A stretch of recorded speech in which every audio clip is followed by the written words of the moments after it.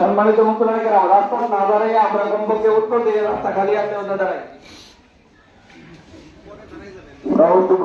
আসসালামু আলাইকুম ওয়া রাহমাতুল্লাহি ওয়া বারাকাতুহু। কুল্লু নাফসিন যায়কাতুল মউত, মৃত্যুর স্বাদ সকলকেই গ্রহণ করতে হবে। প্রাণী আমরা যারা, তাদের সকলকেই মৃত্যুর স্বাদ গ্রহণ করতে হবে। তবে কথা হচ্ছে যে কিছু কিছু মৃত্যু আমাদের হৃদয়ে লাগে, অপরিণত বয়সে মারা যায়। আজকে যে মরহুম আসলে অপরিণত বয়সে মারা গিয়েছেন, উনার সমস্ত পথ বন্ধ।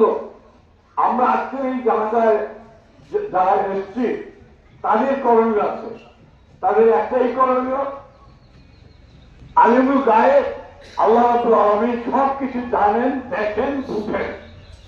সুতরাং আমরা আল্লাহর কাছে কায়মনো বাক্যে অন্তরের অন্তঃস্থল থেকে কামনা করবো, ইয়া রাব্বুল আলামিন এই অপরিণত বয়সে তোমার যে বান্দা তোমার কাছে চলে গেল, আল্লাহ তুমি তার বর্তমান অতীত ভবিষ্যৎ সবকিছু জানো।